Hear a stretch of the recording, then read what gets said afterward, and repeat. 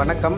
எல்லை தாண்டி மீன் பிடித்ததாக கைது செய்யப்பட்ட மண்டபம் மீனவர்கள் 10 பேரை படகுடன் உடனடியாக விடுதலை செய்ய வலியுறுத்தியும், இலங்கை அரசை கண்டித்தும் மண்டபம் தெற்கு விசைப்படகு மீனவர்கள் இன்று ஒருநாள் வேலை நிறுத்த போராட்டத்தில் ஈடுபட்டுள்ளனர். இந்த வேலை நிறுத்த போராட்டம் காரணமாக 100க்கும் மேற்பட்ட விசைப்படகுகள் கரையில் நங்கூரமிட்டு நிறுத்தப்பட்டுள்ளது. 2000த்திற்கும் மேற்பட்ட மீனவர்கள் வேலையை இழந்துள்ளனர்.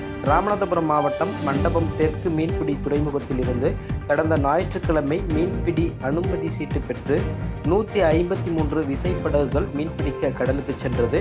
அதில் தங்கச்சி மடத்தைச் சேர்ந்த சந்தியா சதீஷ் என்பவருக்கு சொந்தமான விசைப்படகு இலங்கை மன்னார் தெற்கு கடற்பரப்பில் மீன்பிடித்துக் கொண்டிருக்கும் போது அப்பகுதியில் ரோந்து பணியில் ஈடுபட்டிருந்த இலங்கை கடற்படையினர் எல்லை தாண்டி மீன்பிடித்ததாக அந்த படகையும் படகில் இருந்த 10 மீனவர்களையும் கைது செய்து மன்னார் நீதிமன்றத்தில் ஆஜர்படுத்தி வரும் 17ஆம் தேதி வரை வவுனியா சிறையில் அடைத்தனர்.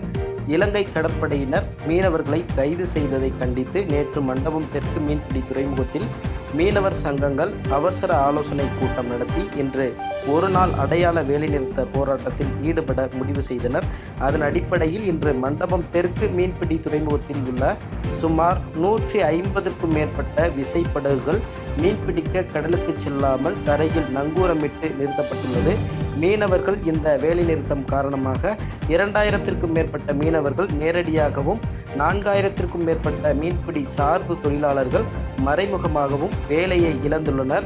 மண்டபம் தெற்கு மீன்பிடி துறைமுகத்திலிருந்து மீன்பிடிக்க சென்ற விசைப்படகு எல்லை தாண்டி மீன்பிடித்ததாக இலங்கை கடற்படையால் கைது செய்யப்பட்டது இதுவே முதல் முறை என்பதால் உடனடியாக சிறைபிடிக்கப்பட்ட மீனவர்களை படகுடன் இலங்கை அரசு விடுதலை செய்ய வேண்டும்.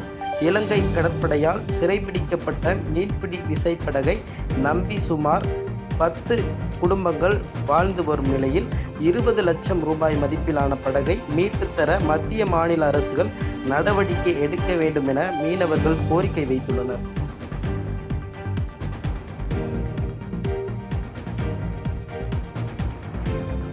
பாதகம் செய்பவரை கண்டால் நாம் பயம் கொள்ளலாகாது பாப்பா.